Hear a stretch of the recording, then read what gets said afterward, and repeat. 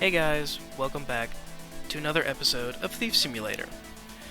So, this is going to be an interesting run because I discovered this after the fact because Brandon didn't bother to actually fucking test things because I haven't had to for the past several episodes.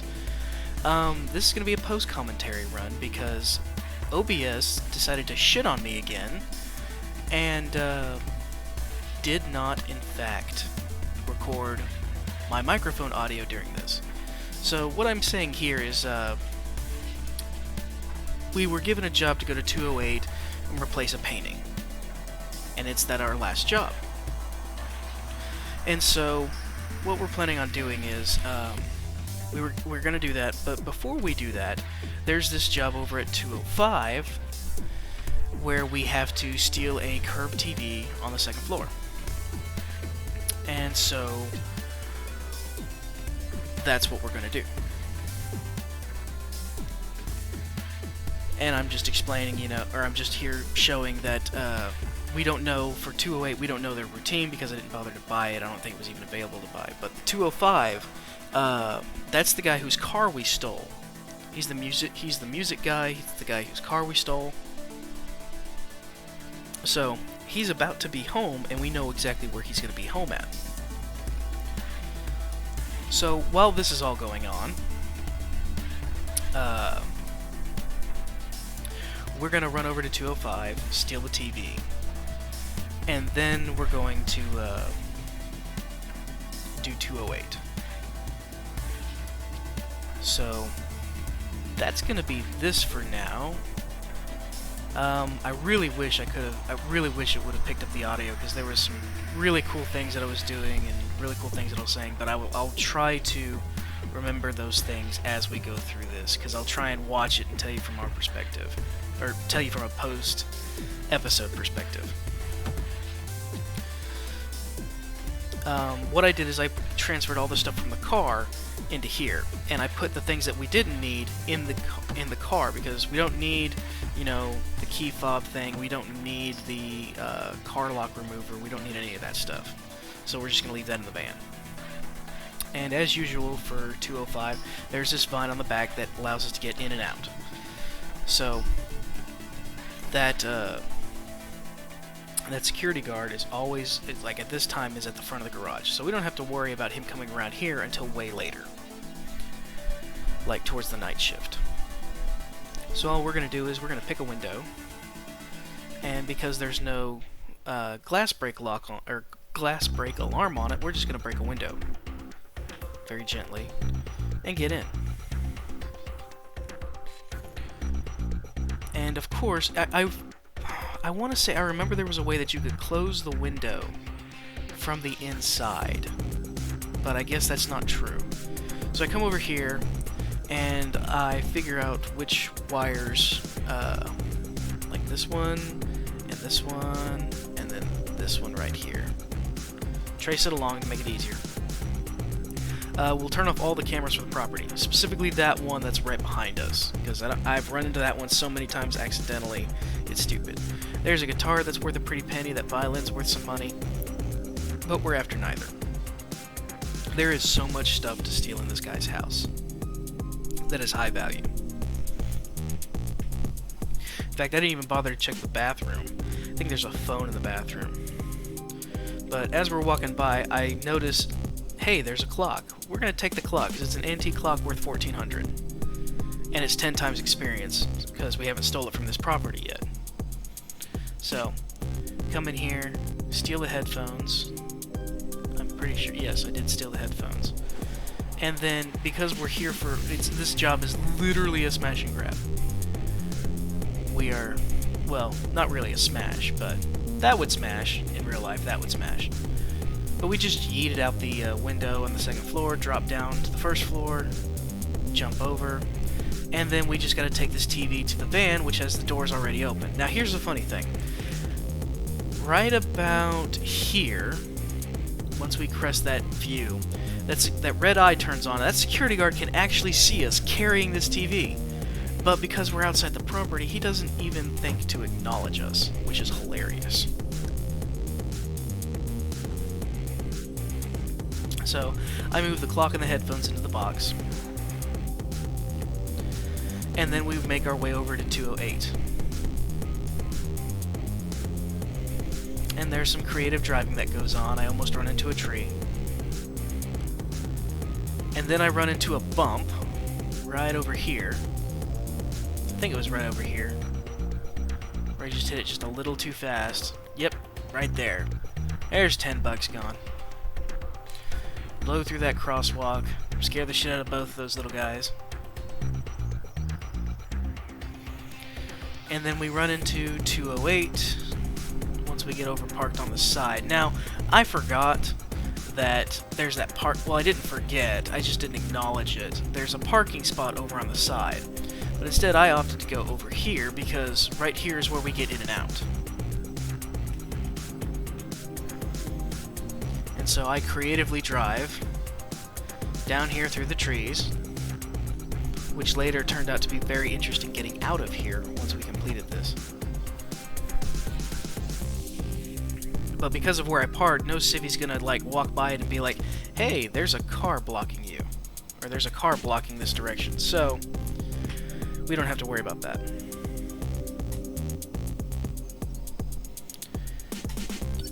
Marking a camera in the back. That camera is actually very important to mark for this location. And I'll show you why in here in a second. But there's only like 3 or 4 cameras for the entire property. There's 1 in the back, and there's 3 out front. There's going to be 1 not there. I passed over it, so there's one of the ones in the front. There's another one that's towards the gate that prevents us from actually getting in the front gate. So we tag him to get our routines down.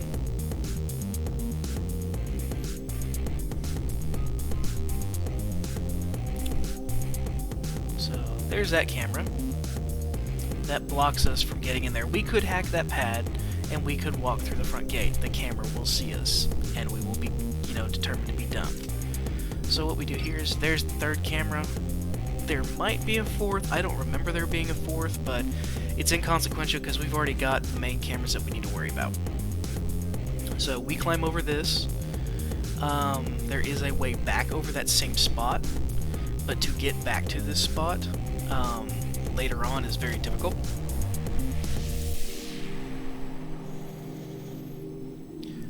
So what I end up doing here is pretty interesting, and I'll explain it when we get there, but the first attempt failed. I got caught. I got caught because I was trying to do too much at once. And this little security guard right here at the front heard me, came back in, and zapped my ass.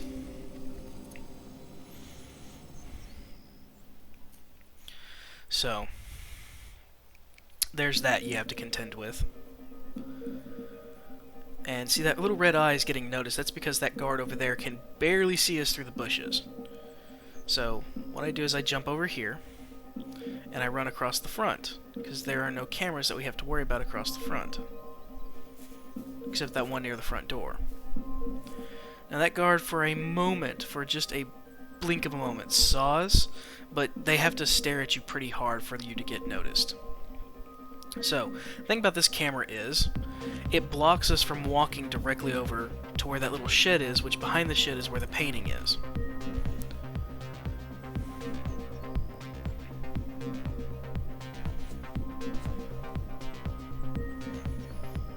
I'm creeping around the corner, having trouble with my buttons because the buttons don't want to work for me. So there's a reason we got the 4th level of agility. It allows us to climb these girders. I told y'all that this would come in handy later. This is when it came in handy. For this exact thing. Now we can't get through these windows because they have a glass cut sensor.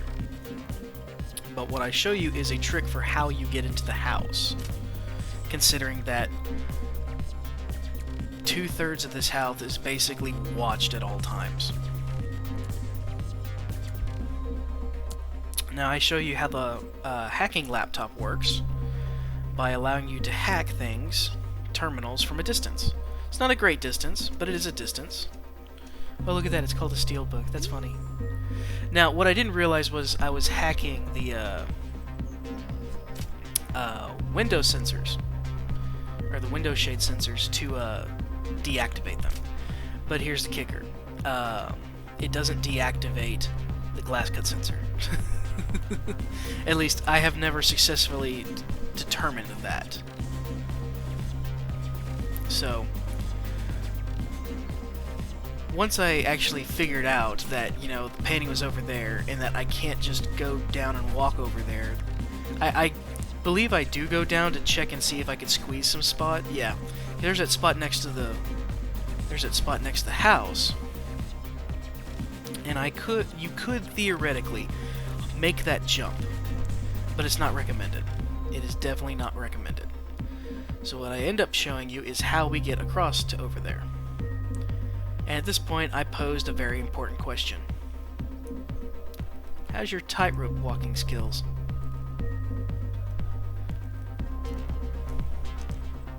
So this is the best strategy I know of how to get into this house. Is this exact way. Now here's where I fucked up. I take the painting, and I take it inside with me. This is not a good idea, as you will soon see.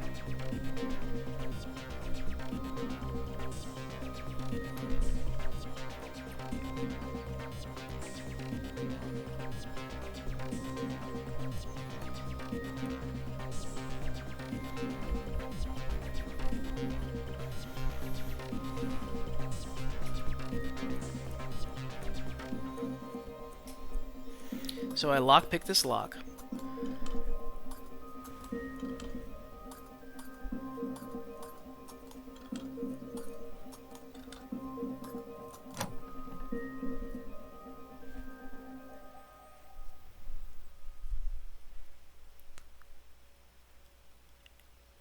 And here I freak out a little bit because I'm like, I can't drop the painting, close the door, and get out because I'll be seen. That guy's actually seeing us right there. So I end up dropping it, which is fine. Then I discover the trombone. The trombone is actually an item we need for Black Bay. See, there's our security panel for the windows, which to my knowledge does not allow us to be able to cut them. This is something I'll have to test later on.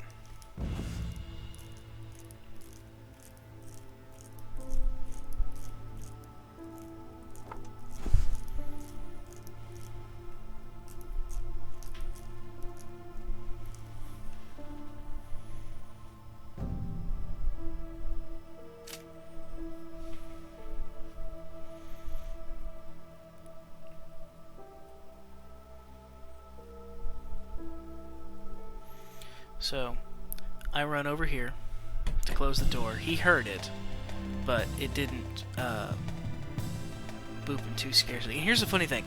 The guard inside the house is not the one that heard it. On that one, I don't think. I think it was the one that was watching the side of it. No, it was him. Okay, yeah, no. And he can see us. He's got decent vision in this house. But he's not got the best vision in this house.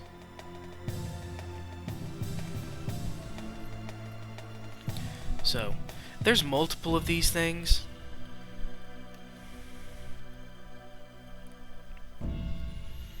And it's just it's just an error in the game that they've never bothered to fix. And see, here's where I screwed up. I got this greedy. I grabbed the painting thinking, oh, I'll just, wait until he runs outside, and then I'll run past him and everything will be fine. And, that indeed is not not how it works.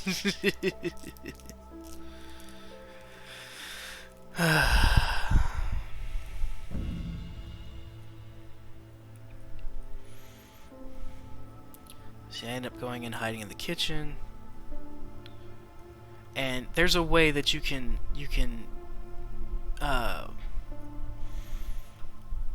screw with the AI. Just like that. You minimize the time that he can actually see you by shimming across side to side. The problem I did is I couldn't remember if he was going to go outside or not. And so when I discover that he's going outside, I'm like, cool, let's move quickly now. Heard by tenant, he opens the door. Blat. We got blapped. You have been caught.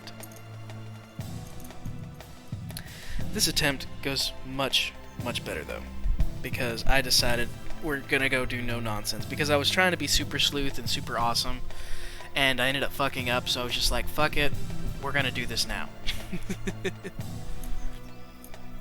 So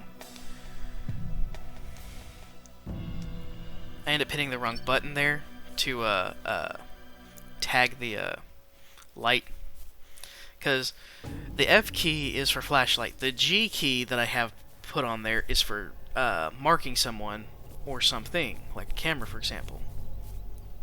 And I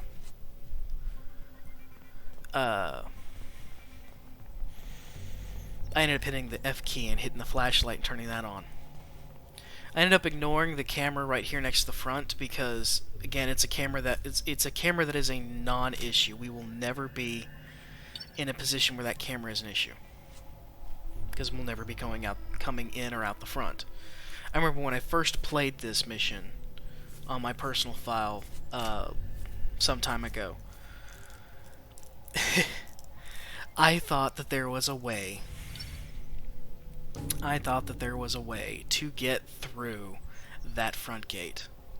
I'm like, there has to be. There's no way you can't not get through the front gate. No, there's no way you can get through the front gate. It's not designed for you to get through the front gate. And here's the thing about it. That security guard, if he notices that that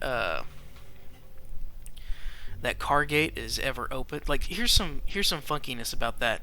Some guards will notice, here I have an issue getting over the wall, and I discover that I have to go to a certain spot to get over the wall.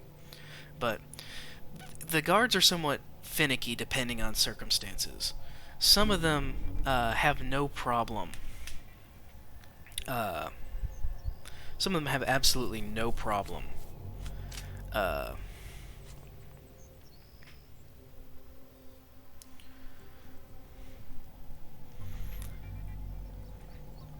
with a car gate open. And other times they do. If they notice the car gate's open, they will, panic and raise the alarm. Other times they won't panic, they won't even care. It's like they weren't paid enough to care, which is funny in my opinion.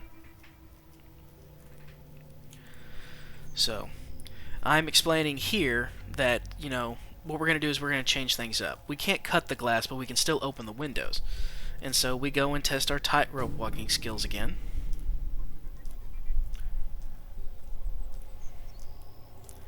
And instead of trying to take the painting with me, I do something else.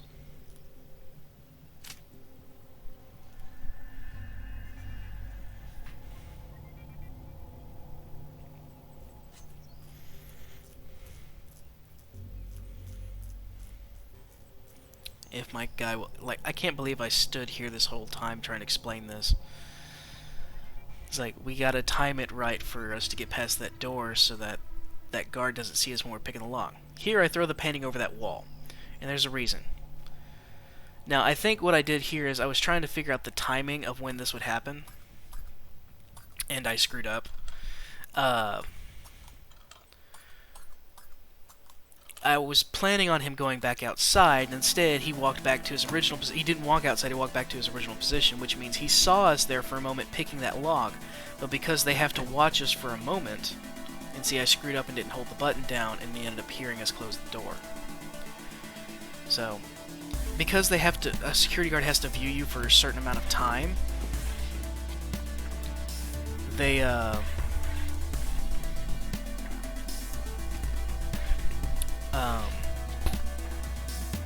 may not notice you when they see you do something if they're walking past, because they don't freeze to stop and watch you.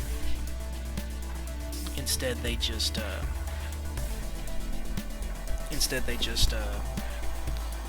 keep walking.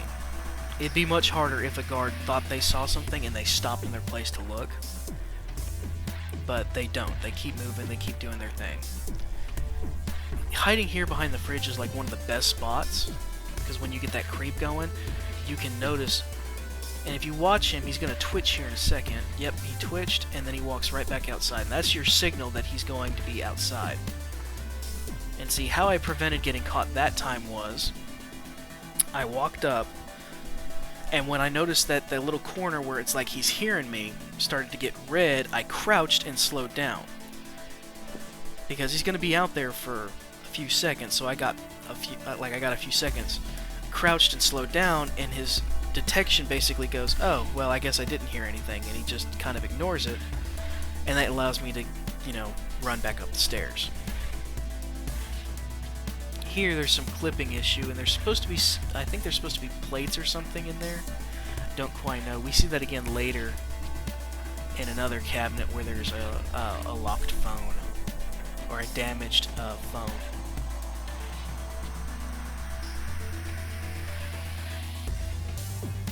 And as usual, I come in here. I always go into the bathrooms to see if there's like a phone or something laying around. Sometimes there is, sometimes there isn't. That guard saw us for just like a fraction of a second, but wasn't enough to actually pique interest. And then all we do here is we just, you know, walk around the top. And here's the amazing thing about this. Once we get past right about here, no one on this entire property can hear us. We can be as noisy as we want. So we open this window, and then we come over here to the security panel, and we disable the cameras.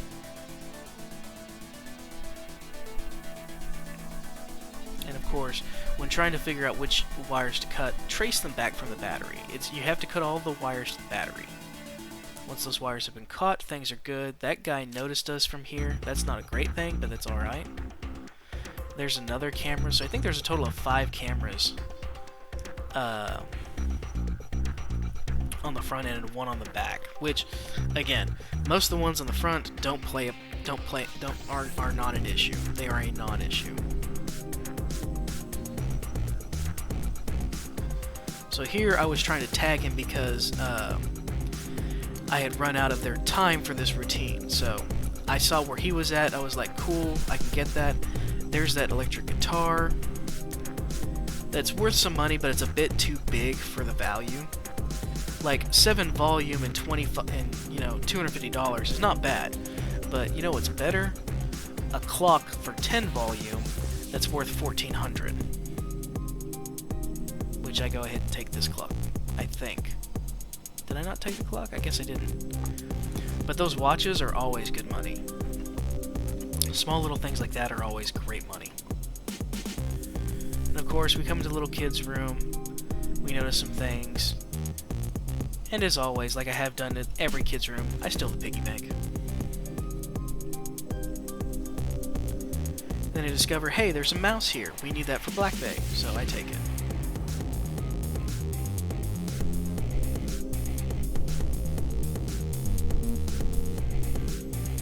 So it's at this point I decide, alright, it's enough time for fucking around.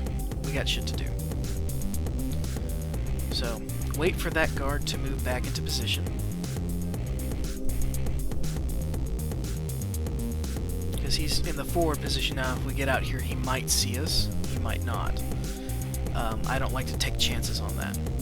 So, we then climb down the girder our way, because our way is faster. And the button wasn't working when I was trying to do it. And what we do is we throw it up here. Now, I try to throw it up on the roof, and apparently you can't throw a painting to save your life in this game. It is impossible. You cannot throw the painting. You cannot yeet it far enough. You can yeet it over a wall, but you cannot yeet it on top of a roof. So instead, I try to do a wedge maneuver where, yep, that's exactly how it worked. It wedged up on the roof and on the wall, and that's perfect. That's exactly what we want. And of course, I failed my tightrope walking because I walked too close to the edge. There's the way that those invisible walls are for walking on. The very edge of it cannot be walked on. It's just some error in the game, and that's just the way it is.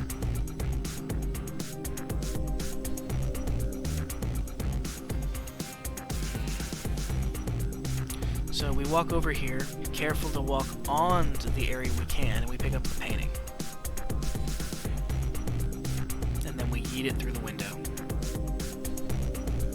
And of course, since we're so far into this part of the house, and nobody ever comes over on this side, we don't actually have to be quiet. Now, there's a variable thing about being quiet.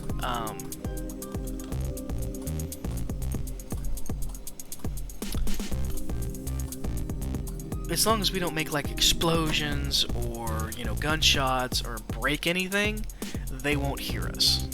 Of course, those first two we can't actually do, but the breaking of things we can. So we come in here, we have a little cutscene. Here's us carrying the painting in, and then we take the real one down and we put the fake one up.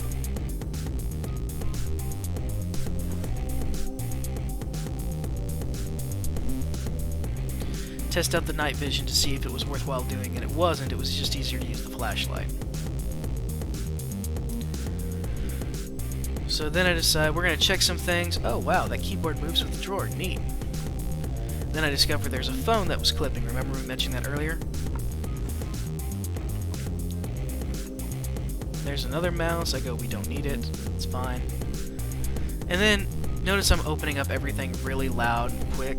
It's because we're so far away from everybody, we don't have to worry about anything. Here we pick up a Fabergé egg, which I forgot that I picked up in the garage in the first run, but I didn't pick it up in the second run. So we end up only netting one here instead of two, which the Black Bay requires 5.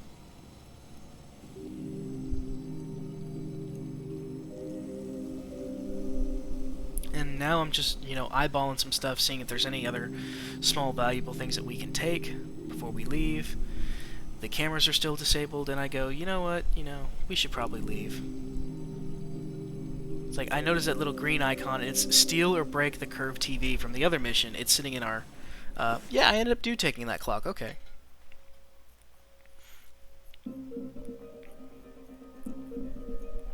But because it's sitting in our truck, that TV from the last mission, the follow icon for the mission complete still follows us. And that tablet right there was the last thing we could hold. I think that was everything that we could possibly hold. Now here's that car gate switch, and this is me explaining through for a moment that we're not going to do that because that other guard will hear it and it will raise his alarm while I'm going through and, checking these. Oh, look at that. I still have room for that watch. And it's so funny, like I just did this and I was about to go into editing when I discovered the microphone didn't work.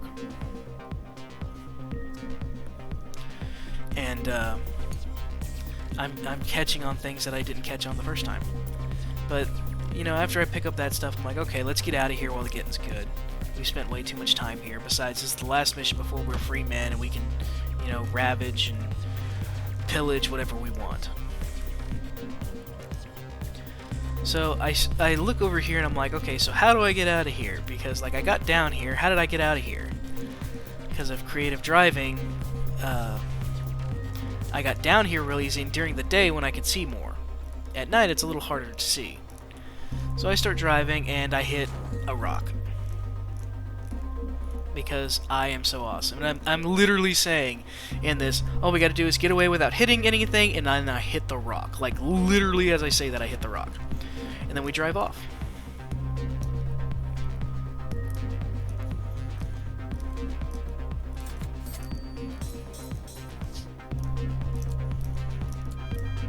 And there's Vinny calling us. Great work.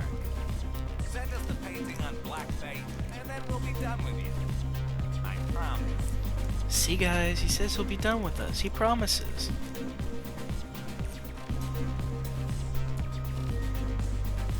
So I picked up a triple, yeah, this is where I discovered I didn't pick up the second Fabergé egg.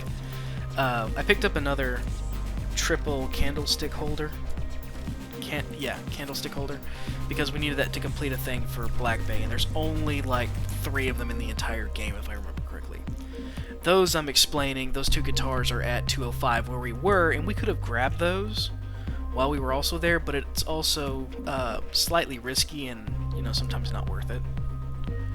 Like, if you go there specifically for those, worth it. At this point, I decide, you know what? It says to buy a house for a hideout. Now, before this story mission was available, they actually changed this later on.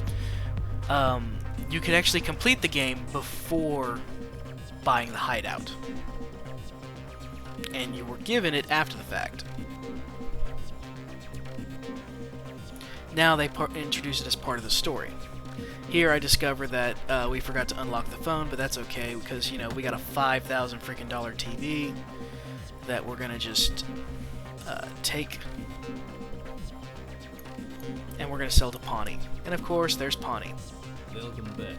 Hey Pawnee, how you doing? So we sell everything, and I explain how much everything is worth as we're going down the list. Because, you know, this is our last great job. I forget that the Fabergé egg is there, so, you know, we can't do anything with that because it's a Black Bay item. Close up the doors, and then head to, I think we go home to unlock the phone, and then we go to Hideout to buy it. Yep, we headed to home. And this is me checking the time on the recording, seeing that, you know, we're almost done.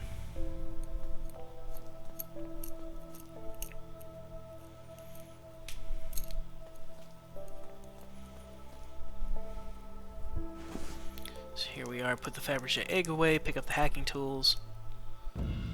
And then we go and hack this. And this one actually threw me for a loop for a moment because I'm like, oh, this will be simple. Yeah, we got this all lined up. Because my idea of, you know, have it follow from the rear ended up screwing me over. So I had to, you know, think about it and go, a couple times, like,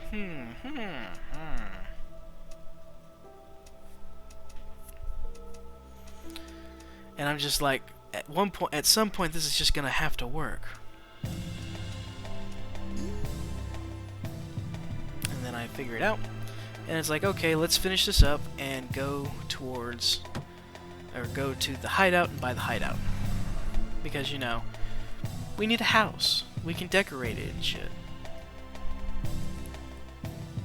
And plus we can afford it. It's only 30 grand. That's it, man. The Lombardis are pleased. Not only is your debt settled, but they told me to leave you with a bonus. Go check by the gate. I think you'll like it. So, at this point, we jump in the car to go back home. And he goes, check by the gate. So we go over here, and it's like, oh, it must not be this one, it must be the other gate. Because he doesn't know that we have this place, we just bought it. So we go home. And we go and pick up the package.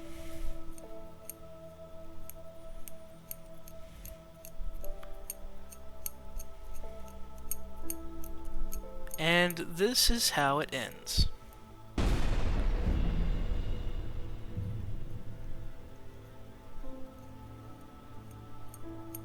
My leg!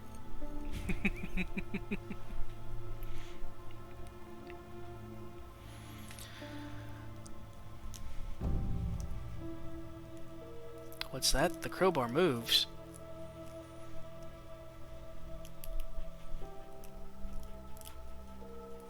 We lived, bitches. That rat bastard Vinny. He tried to fuck us over. So you know what we're gonna do? We're gonna get our vengeance.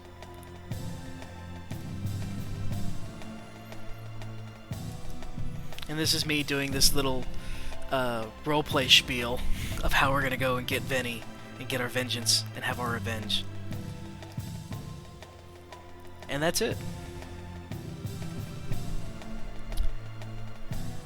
So I want to thank you guys for watching. I appreciate the likes and the comments. Subscribe if you want to see more. I have a new series that I'll be doing here in the near future. Yep, that's about it. Thanks for watching, and as always, toodles.